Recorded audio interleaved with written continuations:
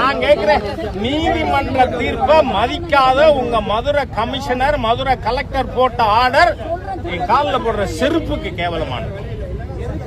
ஏன்னா justice GR. Swaminathan தீர்ப்பை மதிக்காத எவரும் மனித பிறவியா ஏத்துக்க முடியாது. அப்பா நான் என்ன தப்பு பண்ணிட்டீங்க? நீங்க இப்ப என்ன வார்த்தை சொன்னீங்க? எதுக்கு விசாரணை? என்ன கொலை பண்ணிட்டேனா? ஏவாவேல மாதிரி மேல கேஸ் இருக்கா? பொன்முடி மாதிரி கேஸ் இருக்கா? செந்தில் பாலாஜி மாதிரி கேஸ் இருக்கா? என்ன விசாரணை அதை சொல்லுங்க. Who are you to prevent H. ராஜா? 68 வயசு இருக்கிற ஒரு ஹானஸ்ட் பாலிட்டிஷியனை இவ்வளவு சல்லிசா ரோட்ல வச்சு கைது பண்ணுவீங்க.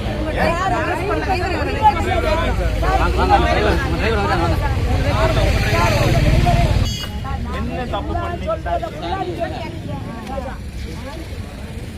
இல்லம்மா, நான் இங்க திருப்பூர் ஸ்டேஷனுக்கு வான்னு கூப்பிடுறாங்க. இவங்க என்ன ஆகுமோ, நீ எதுக்கும் அங்க லோக்கல்ல நம்ம டிஎஸ்பிக்கு ஒரு கம்ப்ளைண்ட் உங்க கையால கொடுத்து, ஏன்னா என்ன ராஜாவை என்ன பண்ணுவாங்கன்னு தெரியல.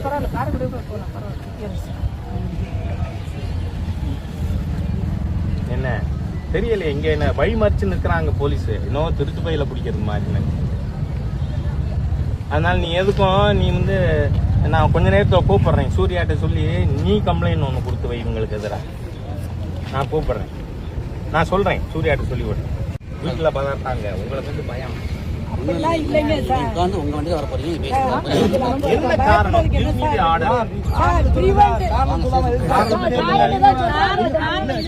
என்ன காரணம்? நான் கேட்கிறேன், நீதிமன்ற தீர்ப்பை மதிக்காத உங்க மதுரை கமிஷனர், மதுரை கலெக்டர் போட்ட ஆர்டர் என் காலில் போடுற செருப்புக்கு கேவலமானது.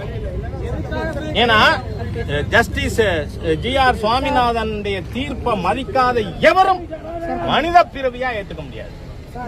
மனித பிறவியா ஏத்துக்க முடியாது உங்களை. ஏன்னா நீங்க நீதிமன்ற தீர்ப்பை அவமதிச்சு ராஜாவை கைது பண்ணீங்க.